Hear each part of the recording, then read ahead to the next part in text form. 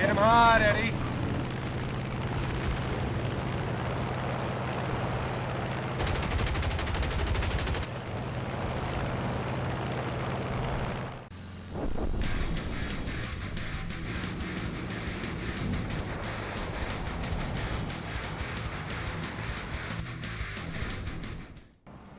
Hello ladies and gentlemen, today we're back in War Thunder and the first stage of Operation Summer is complete. 7 challenges for aircraft and 7 challenges for tanks has gone past, and that means if you've been able to complete all 7 challenges, you've been able to get the SD KFC 2344 and the P-43A-1. So tomorrow we'll be looking at the SD KFC 2344, but today, we shall have a look at the Lancer, the P-43A-1. Now, if you want to know about the Lancer and where it was used in history and all of that, well, I did a video on it a while ago speculating on the Operation Summer vehicles when they were released in some of the dev server files. I talked about where it was used historically, mainly not in America and in some Lend-Lease areas, but we're going to focus on how it looks in the game. And then tomorrow, having a look at the 2344, the reason why I decided to put that second is because it seems a lot of other YouTubers have been focusing on the 2344, so I thought why not give the Lancer the first crack of the whip, as to say. So, the P-43A-1 is a Tier 2 battle rating 3.0 premium aircraft. It does get the premium bonus, which is very nice, 100% plus 100%, which means that it's going to be great at grinding out lines and research for your Tier 2 and Tier 3 vehicles alike. If we look at its main armament, it is sat on 4 50 cals with the 12.7mm M2 Browning machine guns, 1 in each wing and 2 in the center of the aircraft just above the engine. So when it comes to convergence definitely matters quite a lot if you want those side guns to be able to do anything. It reminds me a lot of the configuration you'll see on something like the P-36G Hawk, which a lot of people will probably be used to if you have unlocked this machine. The P-36G Hawk has the 7.62s on the wings, and then it has 2 12.7s in the center of the plane. Well, just replace those 7.62s with a 12.7, and that's basically the basic armament on the P-43A-1. When it comes to the armor on the vehicle, it has some standard bulletproof glass, which you can actually see with a nice visual in the cockpit when you're in battle, and also a 9.5mm flat sheet, which is just behind the pilot. There isn't really a lot covering the pilot. I'm kind of surprised because when I had a look into the P-43A-1, it was the upgraded version of the P-43, and it actually had some extra armor fitted around the engine and stuff like that. So to see it not modeled in game, or at least to not see it on the armor show or whatever you want to call it, is kind of sad to see. But the biggest issue, I think personally, with the P-43A-1, because if we look at its armaments, 450s is still pretty good at 3.0, especially when you can run that universal belt with the API-TI, making a lot of your bullets or shells very much useful, apart from the tracer belt, and, well, it's useful to see where you're shooting. If you don't want to use the tracer belt, you can replace the T with an I, and go stealth, which is also incredibly good. Great at setting fires and all that stuff.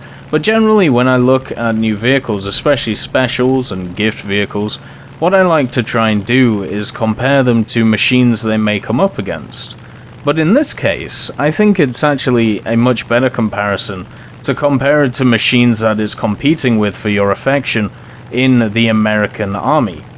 So, the P-43A-1 sits at 3.0, which for me personally seems quite high for a vehicle which only has a top speed of around 566 kilometers an hour. I did some tests in battle with the machine, and if you're on the deck or 200 to 500 meters above the deck, with a full weapon, with everything closed, with the engine melting itself to death, you can get up to an approximate 422 kilometers an hour, which isn't exactly fast, especially when we look at a lot of the vehicles it's coming up against.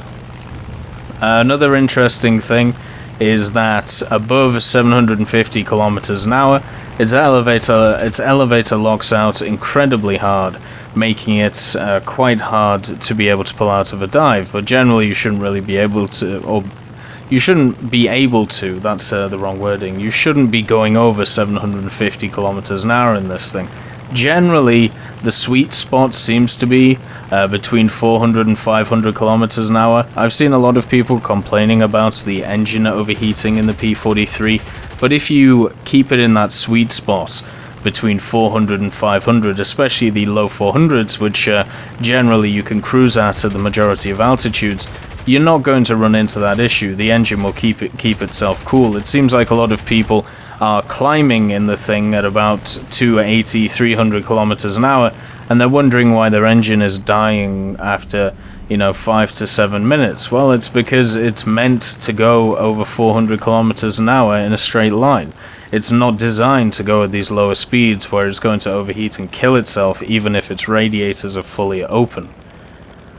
But the main issue, as I said with the P-43, is around 3.0. It does have a lot of competition in the American aircraft forces, or aviation, whatever you want to call it. So the A-36 Apache is an absolutely stunning aircraft, with its 6 12.7mm M2 Browning machine guns with 2,000 rounds.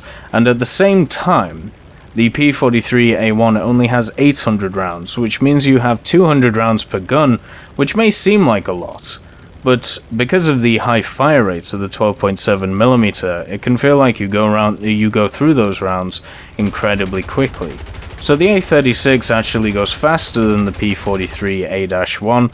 It has a very similar climb rate to it, and it has more firepower. And one of the other very key things about it is that it can actually carry secondary weapons or ordnance. It is able to carry 2 500-pounders, or 2 250-pounders, or 2 100-pounders.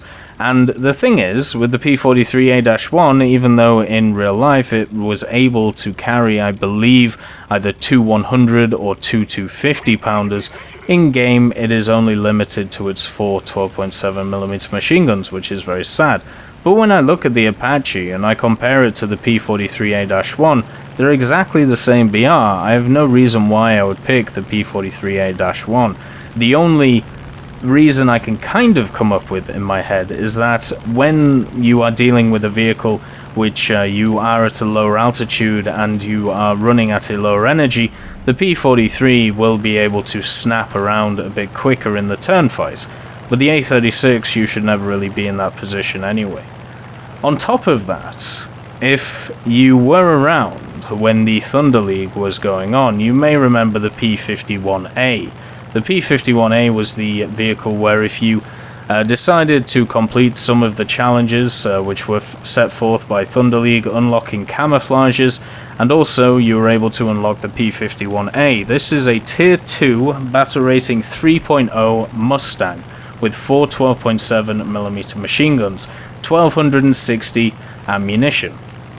So it has 1.5 times the ammunition, it has a killer skin, and it also has over 100 kilometers an hour on, or maybe even 200 kilometers an hour on the top speed of the P-43A-1, and it also has very good low altitude performance. But that is a gift special vehicle, so generally I don't like comparing that to the P-43A-1, but just remember that it's there. Other vehicles that we have, the P-38E Lightning. The first P-38 that you will come across. It has a higher max speed, it has much better high altitude performance than the P-43A-1, and then we go to the Corsair. It is exactly the same deal.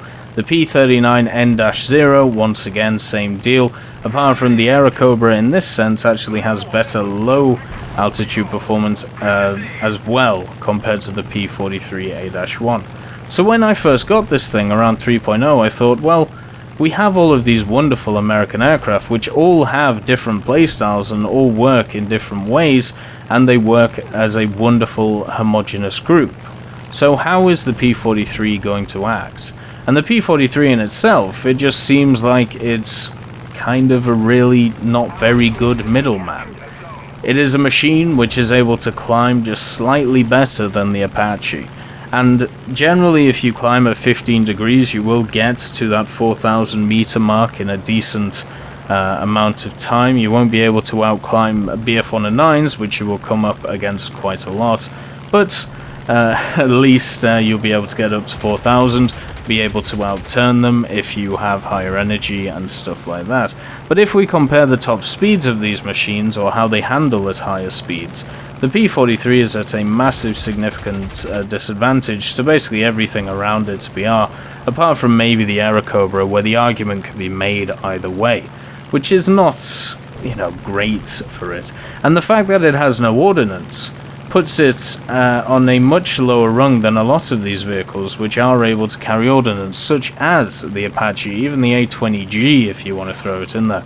The F4U-1A USMC is not able to carry ordnance, but the FU-1A is. It's able to carry a 1,000-pounder.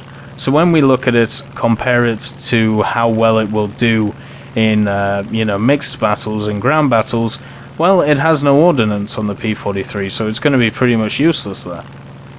And then we compare it to the PV-2D Harpoon if you want to, and it gets pretty much outclassed in every avenue, but that's an unfair comparison. If I was going to make a completely apt comparison for the P-43A-1 in its current state, what I would compare it to is the Wildcat. It is a beefier Wildcat. It has a larger, stronger engine, but it performs exactly like the Wildcat does, just at slightly higher speeds. So if you really enjoy the playstyle of something like the F4F4, which, a lot of people don't, then, you're going to fly the P-43A-1. But generally what you'll find is people will go towards much more higher altitude aircraft and then be able to deal with those higher altitude fighters and bring them down. So stuff like the Corsair and the P-38 and even the Airacobra when it comes to it. Have I had fun so far in the P-43? Yeah, I've had quite a lot of fun. It does have a lot of sticking power. If you actually are able to get onto an enemy, it is very hard to shake you off, because a lot of the aircraft which are faster than it are American. So therefore, in realistic battles, what generally happens is, if you are able to get onto someone's tail, unless they extend straight away, it is kind of hard to get away from this little chunky monkey. And because of that, it means that they are generally going to die unless you miss your shots, and because you only have 200 rounds per gun, maybe you screw up in some way and you run out of ammunition. It is the first American aircraft at this tier where I have been concerned about my ammunition for a very long time.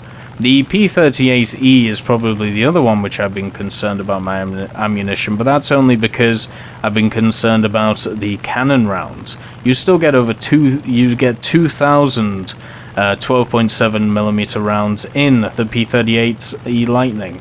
Even in the Corsairs, you're looking at 2,350, and one of the wonderful things about a lot of these American aircraft is that they are able to outlast the enemy, whether it be in fuel, ammunition, or just general ordnance or speed. So you can elongate a battle out and therefore be able to finish the enemy off at a later stage, maybe when they're low on fuel or low on ammunition.